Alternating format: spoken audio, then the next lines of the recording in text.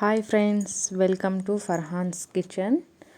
ಇಂದು ನಾವು ರುಚಿಯಾದ mutton gravy ಜೊತೆ ಜೋಳದ ರೊಟ್ಟಿ ಹೇಗೆ ಮಾಡೋದಂತ ನೋಡೋಣ. ಮನೆ ಸ್ಟೈಲ್ ಸಿಂಪಲ್ ಆಗಿ ಟೇಸ್ಟಿ ರೆಸಿಪಿ ಇದು. ವಿಡಿಯೋನ ಕೊನೆವರೆಗೂ ಸ್ಕಿಪ್ ಮಾಡದೆ ನೋಡಿ. ನಾನಿವಾಗ ಕುಕ್ಕರ್ನ ಇಟ್ಕೊಂಡಿದ್ದೀನಿ ಕಾಯಲು. ಇವಾಗ ಕುಕ್ಕರ್ ಕಾದಾಗಿದೆ, ಅದಕ್ಕೆ ನಾನು ಸ್ವಲ್ಪ ಎಣ್ಣೆ ಹಾಕೋತಾ ಇದ್ದೀನಿ.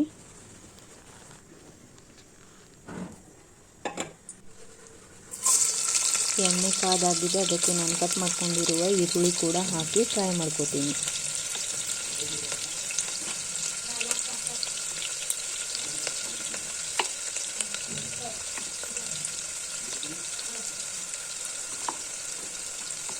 ಇವಾಗ ಈರುಳ್ಳಿ ಫ್ರೈ ಆಗ್ತಾ ಇದೆ.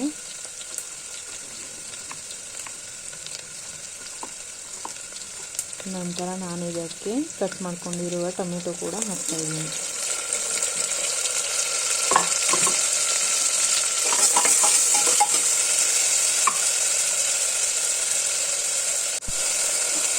ಈ ಎಣ್ಣೆ ಬಿಡೋವರೆಗೂ ಇದನ್ನು ಫ್ರೈ ಮಾಡ್ಕೋಬೇಕು. ಈ ಫ್ರೈ ಆದ ನಂತರ ನಾನು ಮಟನ್ನ ಹಾಕ್ತಾಯಿದ್ದೀನಿ. ಇವಾಗ ಇದನ್ನು ಚೆನ್ನಾಗಿ ಮಿಕ್ಸ್ ಮಾಡ್ಕೊಳ್ಳೋಣ. ಸ್ವಲ್ಪ 5 ನಿಮಿಷ ಫ್ರೈ ಆಗಲು ಬಿಡೋಣ. ಇವಾಗ ಸ್ವಲ್ಪ ಫ್ರೈ ಆಗಿದೆ ಇದು. ಇದಕ್ಕೆ ನಾನು ರುಚಿಗೆ ತಕ್ಕಷ್ಟು ಉಪ್ಪು ಹಾಕೋತಾ ಇದ್ದೀನಿ. ನಂತರ ಇದಕ್ಕೆ ಒಂದು ಅರ್ಧ ಟೇಬಲ್ ಸ್ಪೂನಷ್ಟು ಅರಿಶಿನ ಪುಡಿನ ಹಾಕ್ಕೊಂಡು ಇದನ್ನು ಚೆನ್ನಾಗಿ ಮಿಕ್ಸ್ ಮಾಡ್ತಾ ಇದ್ದೀನಿ. ಇವಾಗ ಮಿಕ್ಸ್ ಆಗಿದೆ.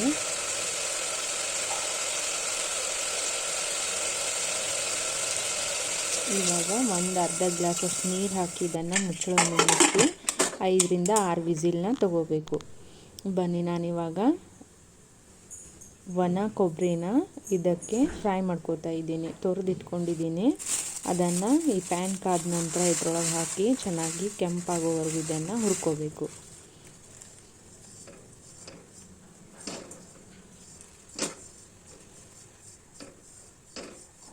ಇವಾಗ ನೋಡಿ, ಈ ಥರ ಫ್ರೈ ಮಾಡ್ಕೊಳ್ಳಿ.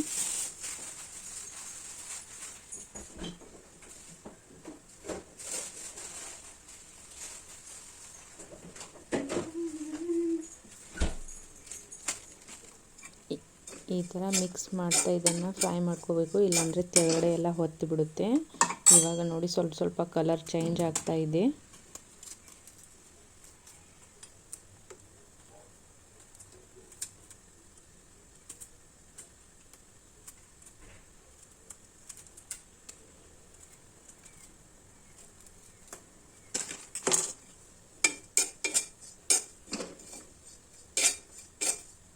ಇವಾಗ ಕೊಬ್ಬರಿ ಎಲ್ಲ ಫ್ರೈ ಆಗಿದೆ. ನಾನು ಇದನ್ನೆಲ್ಲ ಮಿಕ್ಸಿ ಜಾರ್ಗೆ ಹಾಕೋತೀನಿ.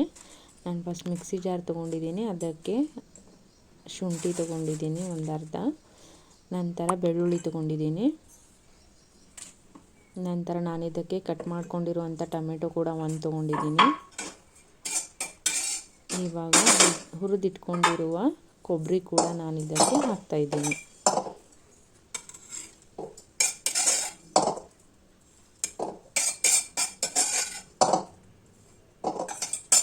ಇವಾಗ ಕೊಬ್ಬರಿ ಹಾಕೋದಾಗಿದೆ. ನಾನು ತೊಳೆದು ಕಟ್ ಮಾಡ್ಕೊಂಡಿಟ್ಕೊಂಡಿರುವ ಕೊತ್ತಂಬರಿ ಸೊಪ್ಪು ಕೂಡ ಇದಕ್ಕೆ ನಾನು ಹಾಕ್ತಾಯಿದ್ದೀನಿ.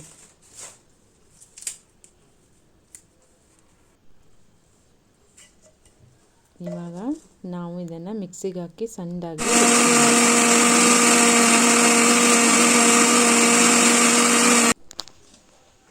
ಈ ಥರ ನೋಡಿ ನುಣ್ಣಗಾಗಿದೆ. ಪೇಸ್ಟ್ ಚೆನ್ನಾಗಿ ಈ ಥರ ರುಬ್ಕೋಬೇಕು.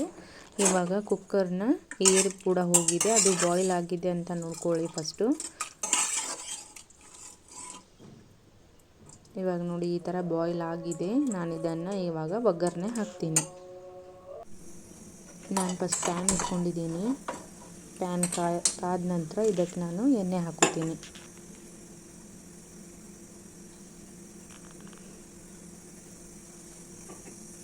ಪ್ಯಾನ್ ಇವಾಗ ಕಾದಿದೆ.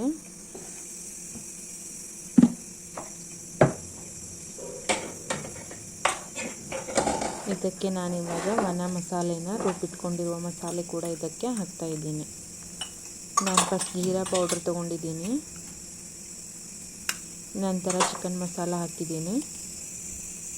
ಕಾಶ್ಮೀರಿ ರೆಡ್ ಚಿಲ್ಲಿ ಪೌಡ್ರನ್ನ ಹಾಕಿದ್ದೀನಿ 1 ಟೇಬಲ್ ಸ್ಪೂನಷ್ಟು.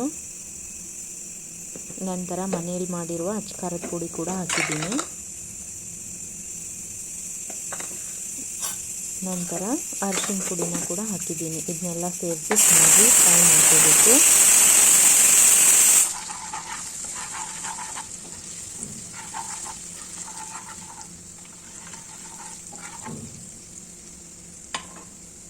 ಇವಾಗ ಎಲ್ಲ ಚೆನ್ನಾಗಿ ಫ್ರೈ ಆಗಿದೆ. ನಾನು ಇದನ್ನು ರುಬ್ಬಿಟ್ಕೊಂಡಿರುವ ಕೊಬ್ಬರಿ ಮಸಾಲೆನ ಇದಕ್ಕೆ ಹಾಕಿ ಫ್ರೈ ಮಾಡ್ಕೊತೀನಿ.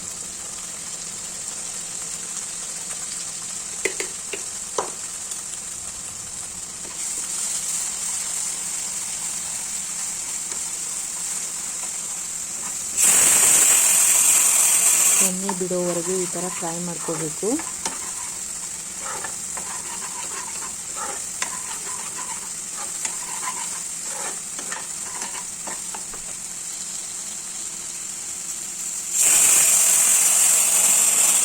ಇವಾಗ ಮೇಲ್ಗಡೆ ನಾನು ಹಸಿಮೆಣಸಿನ್ಕಾಯಿನ ಈ ಥರ ಕಟ್ ಮಾಡ್ಕೊಂಡು ಹಾಕ್ಕೊಂಡಿದ್ದೀನಿ. ನಂತರ ಕೊತ್ತಂಬರಿ ಸೊಪ್ಪು ಕೂಡ ಈ ಥರ ಸಣ್ಣದಾಗಿ ಹಂಚ್ಕೊಂಡು ಇದಕ್ಕೆ ಹಾಕ್ಕೊಂಡಿದ್ದೀನಿ.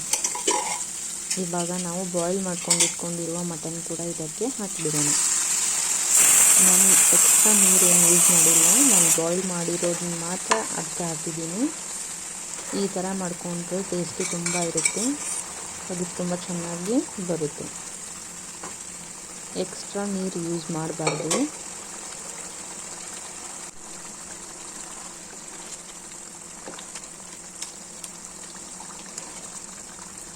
ಇವಾಗ ನೋಡಿ ಚೆನ್ನಾಗಿ ಬಾಯ್ಲ್ ಆಗ್ತಾ ಇದೆ.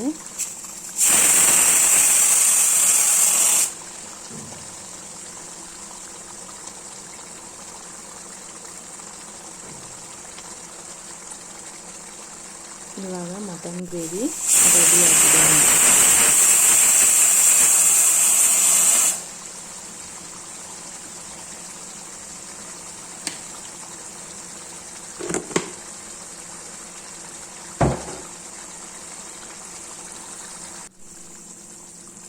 ನಾನು ಇದರ ಮೇಲ್ಗಡೆ ಅರ್ಧ ಲಿಂಬೆ ಹಣ್ಣಿನ ರಸನ ಹಾಕ್ತಾ ಇದ್ದೀನಿ.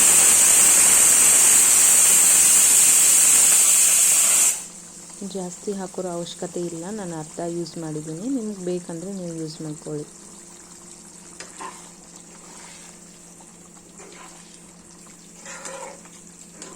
ಇದು ಅನ್ನಕ್ಕೂ ತಿನ್ನೋಕ್ಕೂ ತುಂಬ ಟೇಸ್ಟಿಯಾಗಿರುತ್ತೆ.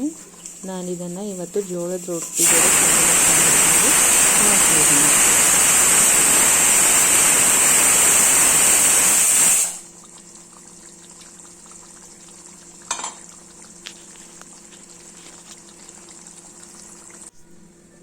ಇವಾಗ ನಾನು ಜೋಳದ ರೊಟ್ಟಿ ಮಾಡೋಕ್ಕೆ ನೀರು ಇಟ್ಕೊಂಡಿದ್ದೀನಿ. ಈ ನೀರು ಕಾಯೋ ಕುದಿ ಬರೋವರೆಗೂ ನಾನು ಜೋಳದ ಹಿಟ್ಟನ್ನ ಸಾನ್ಸ್ಕೊತಾ ಇದ್ದೀನಿ.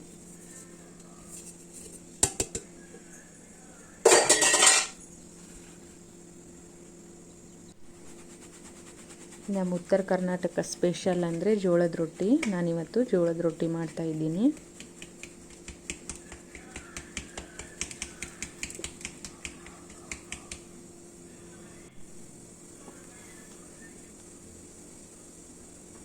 ನಾನು ಹಿಟ್ಟು ಸಾನ್ಸ್ಕೊಳ್ದಾಗಿದೆ. ಇವಾಗ ಈ ಥರ ಮಧ್ಯದಲ್ಲಿ ಈ ಥರ ಮಾಡಿಕೊಂಡು ಇದಕ್ಕೆ ಕುದಿ ಬಂದಮೇಲೆ ನಾನು ನೀರು ಹಾಕ್ತೀನಿ. ನೋಡಿ, ಫಸ್ಟ್ ನಾನು ರುಚಿಗೆ ತಕ್ಕಷ್ಟು ಅದಕ್ಕೆ ಉಪ್ಪು ಹಾಕ್ಕೊಂಡಿದ್ದೀನಿ. ಇವಾಗ ನೀರು ಈ ಥರ ಕುದಿ ಬಂದಿದೆ. ನಾನು ಇದನ್ನು ನೀರು ಅದಕ್ಕೆ ಹಾಕ್ತೀನಿ. ಈ ಥರ ಹಿಟ್ಟಿಗೆ ನೀರು ಹಾಕ್ಕೋಬೇಕು.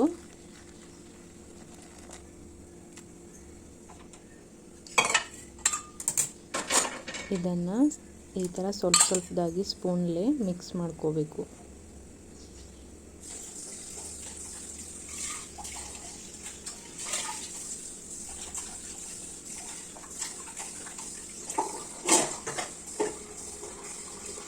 ತುಂಬ ಜಾಸ್ತಿ ಬಿಸಿ ಇರುತ್ತೆ, ಅದಕ್ಕೆ ನಾನು ಇದನ್ನು ಸ್ವಲ್ಪ ಆರಲು ಬಿಟ್ಟಿದ್ದೀನಿ. ಇವಾಗ ನೋಡಿ, ಸ್ಪೂನ್ಲೇ ಈ ಥರ ಮಿಕ್ಸ್ ಮಾಡ್ಕೋಬೇಕು.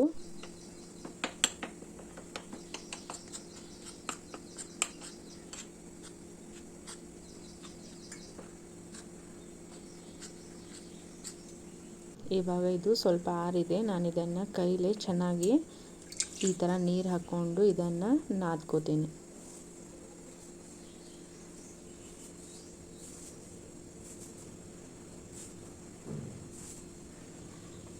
ಸ್ವಲ್ಪದಾಗ ನೀರು ಹಾಕ್ಕೊಂಡು ಈ ಥರ ನಾದ್ಕೋಬೇಕು. ಒಮ್ಮೆ ಇದ್ರೊಳಗೆ ನೀರು ಹಾಕಬಾರ್ದು, ಇಲ್ಲಾಂದರೆ ರೊಟ್ಟಿ ಚೆನ್ನಾಗಿ ಬರೋಂಗಿಲ್ಲ.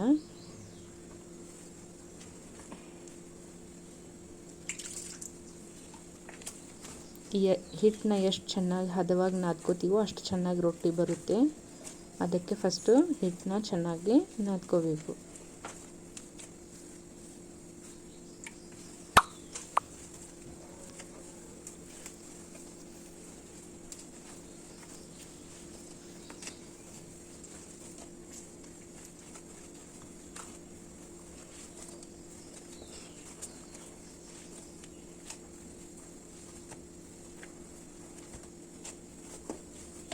ಇವಾಗ ಫುಲ್ ಪರ್ಫೆಕ್ಟಾಗಿ ಹಿಟ್ಟು ರೆಡಿಯಾಗಿದೆ. ನಾವಿವಾಗ ಇದನ್ನು ರೊಟ್ಟಿ ಮಾಡ್ಕೊರೋಣ.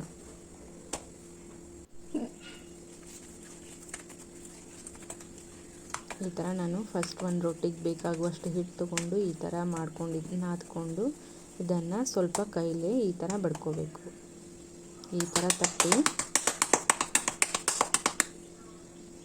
ಇದಕ್ಕೆ ಒಣ ಹಿಟ್ಟನ್ನ ಹಾಕಿ ಈ ಥರ ತಟ್ಟಬೇಕು.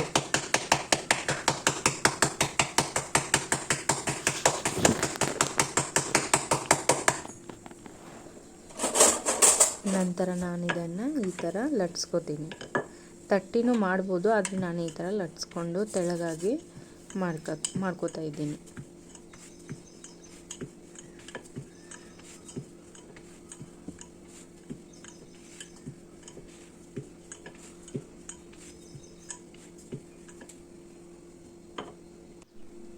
ಇವಾಗ ಜೋಳದ ರೊಟ್ಟಿ ರೆಡಿಯಾಗಿದೆ. ನಾನು ಇದನ್ನು ತವಾನೂ ಕೂಡ ಕಾದಿದೆ, ಅದಕ್ಕೆ ಈಗ ಹಾಕ್ತಾಯಿದ್ದೀನಿ. ಈ ಥರ ಹಾಕಿ ಇದನ್ನು ಮೇಲ್ಗಡೆ ನೀರು ಹಚ್ಕೋಬೇಕು. ಈ ಥರ ನೀರು ಹಚ್ಚಿ ಸ್ವಲ್ಪ ಬೆಂದಾದಮೇಲೆ ಇದನ್ನು ಹೊಳಿಸ್ಬೇಕು. ಈ ಥರ ಬೆಂದಾಗಿದೆ, ಇದನ್ನು ಹೊಳಿಸ್ಕೋತೀನಿ. ಇವಾಗ ಅದು ಬೇಯೋವರೆಗೂ ನಾವು ಮತ್ತೊಂದು ರೊಟ್ಟಿನ ಮಾಡ್ಕೊರೋಣ.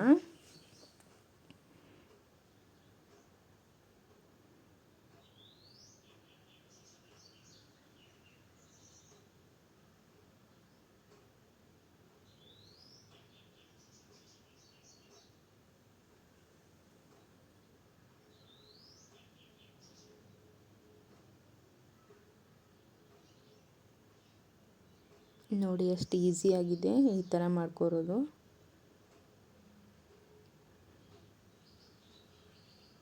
ಇವಾಗ ಆ ರೊಟ್ಟಿ ಬೆಂದಾಗಿದೆ. ಈ ರೊಟ್ಟಿ ಕೂಡ ಅದಕ್ಕೆ ತವಾ ಮೇಲೆ ಹಾಕ್ಕೊಂಡು ಬೇಯಿಸ್ಕೊರೋಣ. ಮತ್ತು ಈ ಥರ ಹಾಕಿ ಅದಕ್ಕೆ ಮೇಲ್ಗಡೆ ನೀರು ಹಚ್ಕೋಬೇಕು. ಈ ಥರ ಹಚ್ಚಿ ಅದನ್ನು ಹೊಳಿಸ್ಬೇಕು.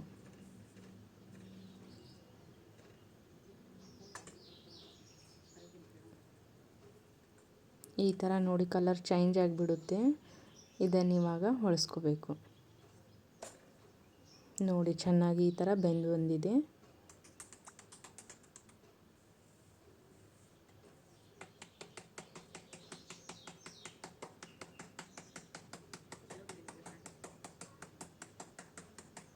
ಈ ಥರ ಒಂದು ರೊಟ್ಟಿ ಬೇಯೋವರೆಗೂ ಇನ್ನೊಂದು ರೊಟ್ಟಿ ನಾವು ಆರಾಮವಾಗಿ ತಟ್ಕೊಂಡು ಇಟ್ಕೋಬೋದು.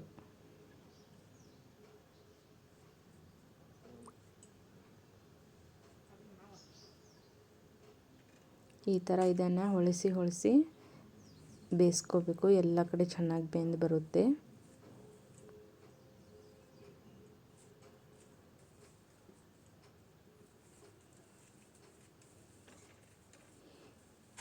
ಈಗ ಬಿಸಿ ಬಿಸಿ ಜೋಳದ ರೊಟ್ಟಿ ಕೂಡ ರೆಡಿಯಾಗಿದೆ. ಮಟನ್ ಗ್ರೇವಿ ಹಾಕ್ಕೊಂಡು ತಿನ್ನೋಕ್ಕೆ ಸೂಪರ್ ಕಾಂಬಿನೇಷನ್ ಆಗಿರುತ್ತೆ ಇದು.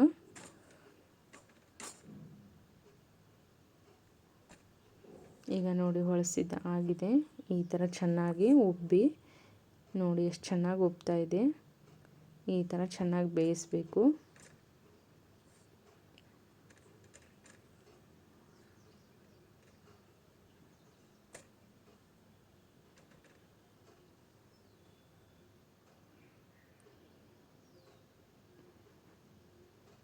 ಮಟನ್ ಗ್ರೇವಿ ಕೂಡ ರೆಡಿಯಾಗಿದೆ. ನಿಮಗೆಲ್ಲ ಲೈಕ್ ಆದರೆ ಕಮೆಂಟ್ ಮಾಡಿ, ಚಾನಲ್ನ ಸಬ್ಸ್ಕ್ರೈಬ್ ಮಾಡ್ಕೊಳ್ಳಿ.